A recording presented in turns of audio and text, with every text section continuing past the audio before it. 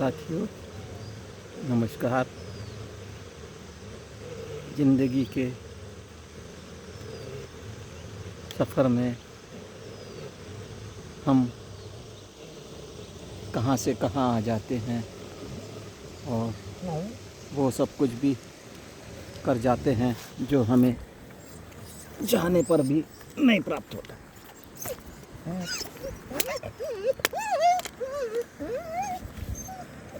तो हमारा यह ध्येय होना चाहिए कि हम जीवन से लगातार जुड़कर चले। सांसें तो रोज़ आती है, रोज़ जाती है, हर पल आती है, हर पल जाती है। आज लोग अपने शरीर से कितने अशक्त हो जाते हैं, निशक्त हो जाते हैं और उसके लिए तरह तरह के उपक्रम करते रहते हैं, जबकि शरीर उनका अपना है। यह जल जिस प्रकार एक लयता से चलायमान हो रहा है, इसी प्रकार निरंतर हर पल हमारी सांसें चलते रहती है। सांस प्रश्वास का क्रम है जो निरंतर चलता रहता है, जैसे नदी में गतिशील है और इसमें लयता है। और यह एक चिड़िया जो बैठी है, देखिए कितने आनंद के साथ किनारे पर बैठकर वो अपने वजूद का इजहार कर रही है। उसे दुनिया की चिंता नहीं है। इसी प्रकार हमारी अपनी भी सांसें जो है वो निरंतर चलते रहती है और हम एक क्रम में आगे बढ़ते हैं हमारे जीवन में। चाहे हम पढ़े लिखे हो अन्यथा ना हो, मगर प्रकृति से या जन्म से ही हमें क्या समस्त जीवों को यह प्राप्त है कि हर एक जीव जीने के लिए सांस प्रश्वास चलता है। यदि हम एक कोशीय जीवों को छोड़ दें और जिनमें भी श्वसन प्रणाली हो, चाहे वो चिड़िया हो, मछली हो, मेंढक हो, सांप हो, बिच्छू हो, इस पृथ्वी पर रेंगने वाले, उड़ने वाले और पृथ्वी के अंदर भी रहने वाले जिनमें भी जीव है, जितने भी है, उन सभी में सांस प्रश्वास की क्रिया होती है। किसी में तेज होती है, किसी में कम होती है, मगर होती है। वहीं ले लें तो जब सांस प्रश्वास आती जाती है तो वैसे ही क्रम, जिस प्रकार ये नदी के जल बह रहा है, वैसे ही हमारे शरीर के अंदर एक हृदय धड़कता है जिसे दिल कहते हैं। वह भी छोटा होता है, बड़ा होता है, किसी का लंबा होता है। चाहे पृथ्वी पर रहे, चाहे जल में रहे या नभ में रहे, जो भी जीव है या जिसमें भी जीवन की परिभाषा लक्षित होती है, हमें दिखाई देती है, उन सभी के अंदर श्वास की जो प्रक्रिया है वह चलते रहती है। श्वास आती है और जाती है और श्वास के ही साथ हमारा दिल जो है वो प्रति क्षण धड़कते रहता है। और दिल धड़कने का तात्पर्य क्या है? एक नियमित और एक लयता के साथ धड़कते रहता है और उसका जो धड़कने से रक्त का प्रवाह जो होता है वो हमारे शरीर में एक नियमितता को लेकर चलते रहता है। बस जैसे सांस प्रश्वास आती जाती है, वैसे ही हमारा हृदय प्रति क्षण धड़कता रहता है और हमारे जो धमनी और शिराएं, जो विज्ञान की भाषा में कहते हैं और हमारी जो साधारण भाषा में नाड़ी कहते हैं, उन नाड़ियों में हमारा रक्त निरंतर बहते रहता है। तो वो रक्त की शुद्धि अशुद्धि जो होती है वो आकर के हमारे जिगर के अंदर, या लीवर कहते हैं जिसे, उसमें उसकी सफाई होते रहती है। तो इस प्रकार जो शरीर का क्रम भी है नित्य चलते रहता है। और सांस पर यदि हम नियंत्रण कर लें, सांस प्रश्वास पर यदि नियंत्रण कर लें, तो हमें एक लयता हो जाती है कि हम इतनी सांस या इतने धीमे या सांस रोककर इतना चल सकते हैं।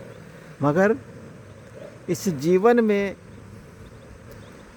चलने के लिए वायु के साथ साथ हमें ये जो बहने वाला जल है इसकी भी आवश्यकता होती है। मुझे ज्ञात है दौर होगा सन 1977-78 का।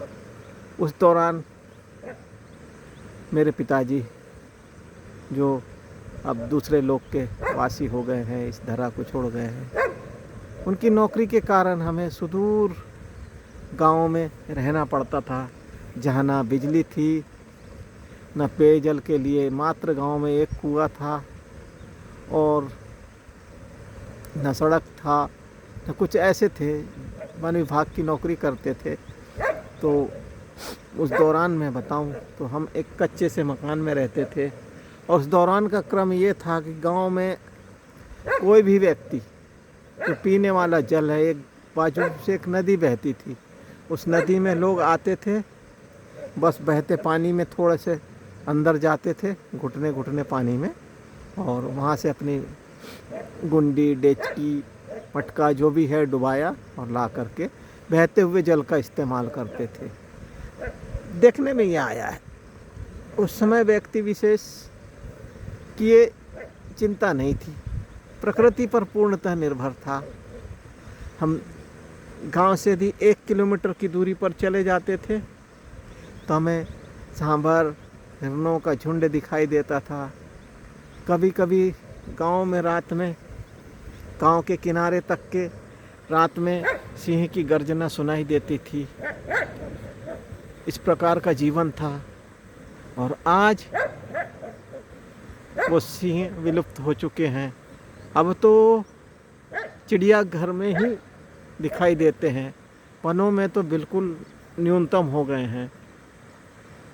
तो जीवन की ये प्रकृति की ये संरचना है और ये जीवन का क्रम है। तो मैं आपको यही बात कर रहा था कि पेयजल पर आज जो नदी में बहने वाला जल है, यह उतना विशुद्ध नहीं है, क्योंकि दूर दराज के गांव में भी हमने इस जल को विशुद्ध नहीं रहने दिया है। हमने इसमें मिलावट कर दी है, क्योंकि उस जल के साथ में हमने इसलिए मिलावट कर दी है कि हम तरह तरह के फर्टिलाइज़रों का उपयोग भूमि या मृदा और हमारी जो होने वाली उपज है उसमें हम ज़्यादा पैदावार के लिए कर रहे हैं। तो तरह तरह के रासायनिक या रसायनों का हम प्रयोग करते हैं, और उन रसायनों से क्या होता है कि भूमि में होकर के वो रसायन नदियों में पहुंच जाते हैं, और ये बड़े बड़े जो जलखंड है, ये जो जलखंड है, इन जल के खंडों में भी वह रसायन आकर मिल जाता है, और यह पानी पहले की तरह पीने योग्य नहीं रहा। पहले एकमात्र गोबर की खाद हुआ करती थी, मात्र गोबर, जिससे लोग अपने खेत में डाल करके अपने पैदावार के लिए उपयोग में लाते थे। और आज के जो समय में है ऐसा कुछ बचा नहीं है, तरह तरह के फर्टिलाइज़र है। तो उन फर्टिलाइज़रों के कारण हवा दूषित हो गई है। हवा में भी कई चीज़ उड़ाए जाते हैं, कई जलाए जाते हैं। आज नहीं कहा जा सकता कि कुछ स्थिरता है या कहीं कुछ हम पक्का मान लें किसी चीज़ को, नहीं हो सकता ऐसा। यह देखने में आया है। तो ना हमारे लिए जल में शुद्धता रही और भोजन में भी विषाक्तता हो गई है, क्योंकि आज से पहले जो भी मैंने देखे हैं अपने परिवार में भी, तो लोग शतायु होते थे, किसी प्रकार का रोग नहीं, प्रतिदिन अपने एक नियमित क्रम में जाते थे, भले ही छोटे काम धंधे करते थे, कुछ करते थे, और मृत्यु भी जो हुआ करती थी, अधिकतर प्राकृतिक मृत्यु हुआ करती थी। कोई 60 साल के पहले नहीं सोच सकता था कि किसी व्यक्ति की किसी की मृत्यु होनी है या हो जाएगी, मगर आज तो बड़ा विचित्र समय आ गया है। 18 साल, 20 साल, 25 साल के व्यक्ति को भी सुनने में आता है कि हार्ट अटैक हो गया। तो मैं आपसे भोजन की विशुद्धता की बात कर रहा था। तो भोजन उस समय अल्प मात्रा में था, कम था। यह इतिहास आपको बताएगा कि हमारे देश में तब हरित क्रांति आई थी, देश हमारा आज़ाद हुआ था, तो 20 साल हुए थे। मैं सन 77 की आपसे बात कर रहा हूँ, तो 20-30 साल हुए, 40 और 30, हाँ। तो 30 साल में देश को क्या मिला? हम संभल भी नहीं पाए थे, कुछ भी नहीं था। फिर भी लोग आनंद से जीते थे। अधिकतर लोगों के पास में उस समय में देखता था कि गांव में ये बेचने वाले आते थे, सोना चांदी बेचने वाले। तो लोग उसे कहते थे कि तुम्हारे पास खोटली रुपया है क्या, पुराना सिक्का जो सरकार ने बंद कर दिया था। मगर लोगों को तो जब रुपया बंद हो गया तो सिक्के में धातु थी, और वो धातु में चांदी और उच्च किस्म का तांबा हुआ करता था पुराने सिक्कों में। वो हमारे गांव के लोगों को ज्ञात नहीं था। तो लोग आते थे अपने बेचने के लिए, गुड़ पट्टी लेकर आते थे और गुड़ पट्टी के बदले उन सिक्कों को ले लेते थे। दोस्तों, मैंने भी अभी 5 साल पहले एक नए पैसे का, मुश्किल से 1 या 1.5 ग्राम का सिक्का होगा, सिर्फ याददाश्त के लिए, 1938 के करीब का सिक्का है, उसको मैंने 500 रुपये में क्रय किया। हो सकता था कहीं एग्जीबिशन में जाता तो वो 10, 20, 25 में भी मिल जाता था, मगर यहाँ प्राप्त हो रहा था मुझे। यदि मैं एग्जीबिशन में जाऊँ तो कब जाऊँ, और मिले तो ये थोड़ी मिलेगा, इसलिए मैंने उसे क्रय कर लिया। तो उसके बाद जब मैंने ये कहा कि ये सिक्के कहाँ गए, और आज जब मैं प्रक्रिया में देखता हूँ तो लोग सिक्कों का या इनका क्या उपयोग करते हैं, तो लोग उन सिक्कों को गलाकर उसमें से धातु निकाल ले रहे हैं। और इस प्रकार गांव के लोगों को ये नहीं कहते थे कि उसको खोटली चांदी बोल देते थे। चांदी मतलब 100% नहीं है, उसमें कुछ तांबा मिक्स था। आज आपको मालूम है कि सुहागे को मिला करके एक चरख दे दिया जाता है तो आसानी से किलो भी चांदी को एक ही दिन में शुद्ध कर लिया जाता है। मगर पहले इस प्रक्रिया को कुछ ही लोग जानते थे। तो जो लोग उस समय इन सिक्कों का व्यापार किए हैं वो लोग आज धनाढ्य हो गए हैं। और हमारा जो व्यक्ति था उसने सोचा कि इस सिक्के में कोई मूल्य नहीं है, तो उसने अपने बच्चों को छोटी छोटी खाने पीने की चीज़ों में, या किसी को ऐसे चढ़ावे में जहाँ चढ़ता नहीं था तो दान पेटी में लोग क्या करते थे, जो चीज़ आज भी फटा नोट, यदि लोग मंदिर में जाते हैं कोई देख तो नहीं रहा है तो फटा नोट दान पेटी में डालते हैं। ऐसे पुराने सिक्कों को लोगों ने दान पेटी में डाल दिया, जबकि वो सिक्के उस समय के मूल्य से भी 10 गुना मूल्य उनको दे सकते थे, और आज 20 गुना 50 गुना मूल्य दे सकते थे, मगर वो सब नासमझी में चले गए। तो मैं आपको भोजन पर बात कर रहा था। तो हमारी जो जल था ये दूषित हुआ। वायु में भी आजकल कारखाने खुल गए हैं, और कारखानों में से निकलने वाली विभिन्न तरह की गैस इस वायुमंडल में मिश्रित होती है और ऊपर आसमान पर जाकर एक परत बना लेती है। और जब वर्षा होती है तो वर्षा के बादल के साथ उसमें मिल करके उन पानी के बूंदों में वो ज़मीन पर वर्षा करते हैं, और वही वर्षा के बूंदे को हम अम्लीय वर्षा कहते हैं कि तेजाबी वर्षा हो गई है, जिससे भूमि में तेजाबी की मात्रा बढ़ जाती है और हमारी जो उपज है उस पर बहुत प्रभाव पड़ता है। तो ये सारी बातें हैं। तो आज भोजन भी दूषित हो गया, जल भी दूषित हो गया, वायु भी दूषित हो गया। तो इसमें जो हमारी सांसें थी, जो 100 साल तक के आसानी से चल जाती थी, वो सांसें आज 60 साल 50 साल भी स्थिर नहीं रह पाई। साथियों, समय है, दौर है, निकल जाता है। सब कुछ कहते हैं आज डिजिटलाइजेशन हो गया है। आज तो व्यक्ति को रुपयों की भी ज़रूरत नहीं है, भौतिक रुपया नहीं चाहिए। आज तो हर चीज़ का है ना, कोड और करेंसी में मूल्य हो गया है। हम प्लास्टिक मनी, एक एटीएम कार्ड, प्लास्टिक के कार्ड से करोड़ों रुपए का लेन देन कर लेते हैं। हाँ, उन रुपयों को हम निकालते हैं, हर महीने हज़ारों रुपये उसमें से निकालते हैं, आते हैं जाते हैं। प्रक्रियाएं कैसी हो गई है। आज से यदि हम हमारे राजे रजवाड़ों के युगों पर यदि इन बातों की कल्पना करें, परिकल्पना, तो कैसा लगेगा? बड़ा ही विचित्र लगेगा। पहले तो ये थे कि जेब में जिसके दाम है उसी को माना जाता था, तो लोग अपने जेब में रुपया पैसा लेकर घूमते थे, मगर वो हमसे बहुत समृद्ध हुआ करते थे।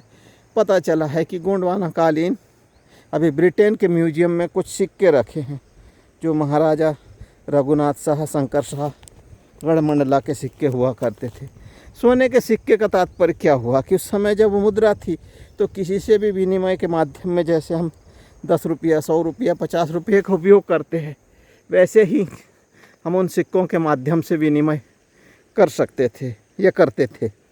तो उस समय भी धातुओं पर पकड़ लोगों की बन चुकी थी, और उस समय में सोने के सिक्के ढालना तो आसान तो नहीं कहा जा सकता ना, क्योंकि स्वर्ण निर्माण नहीं बल्कि उसको पहचानना, उसको एकत्र करना, उसके मूल्य को परखना, ये क्या है, हाँ, उसका शोधन करना, तो ये सारी प्रक्रियाओं में जो वक्त लगता है और इसके बाद में उसको स्थिरता देना, तो हमारे पुराने लोग जो है उनकी मुख्य ज़रूरत थी भोजन और वस्त्र और मकान।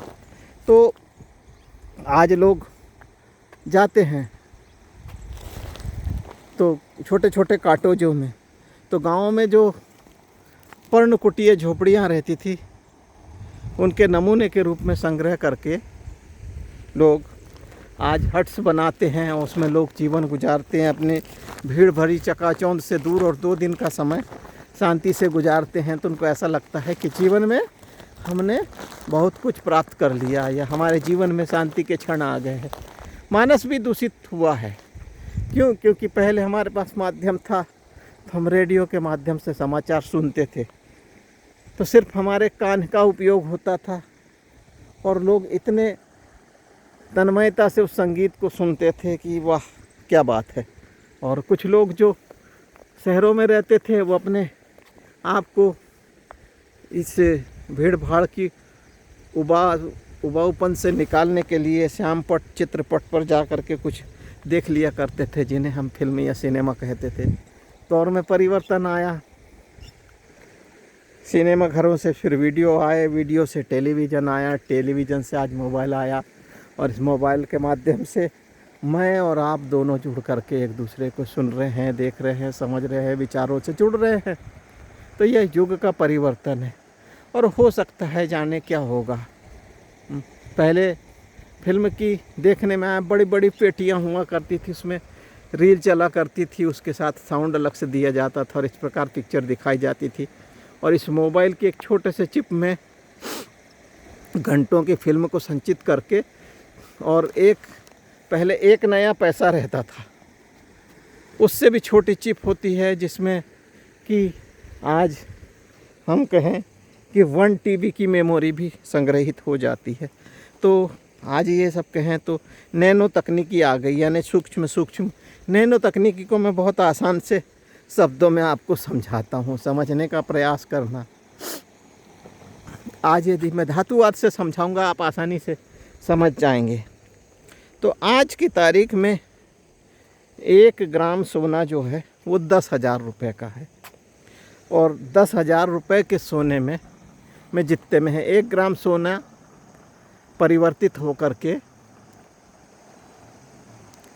100 ग्राम चांदी बन जाता है। और वहीं देखूं तो वह जाकर के आगे वही 1 ग्राम सोना से 100 ग्राम चांदी हुई, 100 ग्राम चांदी या 1 ग्राम सोना वो 2 कुंटल लोहे में परिवर्तित हो जाता है। और यही 2 कुंटल लोहा आज हम देखें तो 1000 ईंटों में, या 1 टन के भार जो ईंटें हम मकान बनाने के लिए प्रयोग करते हैं, इतने में परिवर्तन हो जाता है। और 1 ग्राम का हमारे शरीर पर क्या है, जो मैंने ये कोट पहना है उसकी 2 बटनों में का भार होगा 1 ग्राम। तो इस तरह मूल्य जो है, या धातु है, या नैनो टेक्नोलॉजी है, सूक्ष्मता से जो है वो विस्तृत की ओर माना जाता है। तो इनके साथ ही मैं आपको एक सुंदर दृश्य दिखाता हूँ।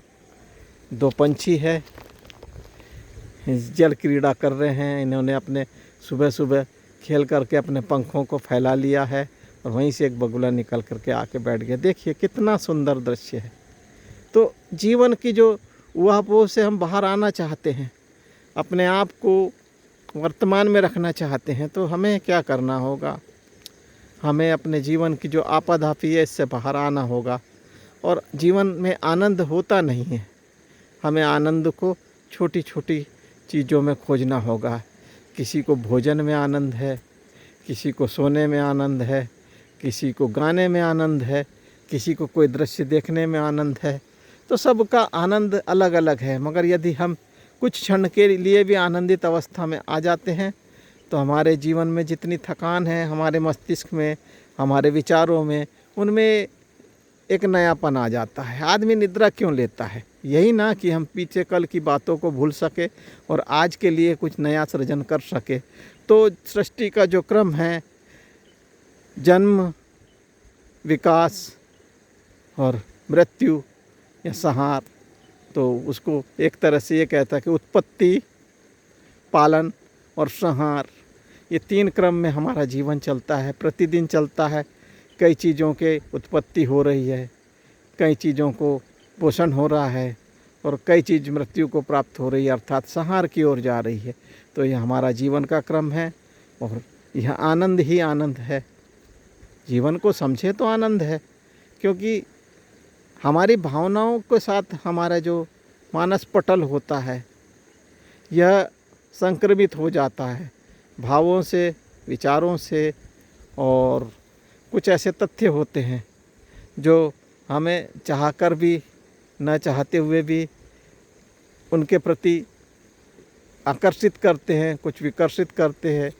तो हम मान सकते हैं कि हम जो प्रभावित होते हैं वो बाहरी संक्रमण से ही होते हैं। अन्यथा एक छोटे से एक साल के बच्चे को देखें तो उसकी क्या आवश्यकता है, उसे कुछ नहीं मालूम। चुटकी बजाओ, मुस्कुराता है, हंसता है, खेलता है और हर व्यक्ति जो उसके करीब आता है उसके ऊपर अपने हाथ दे कर के ये सोचता है कि यह वो व्यक्ति मुझे खिलाए, मुझे अपनी गोद में उठाए।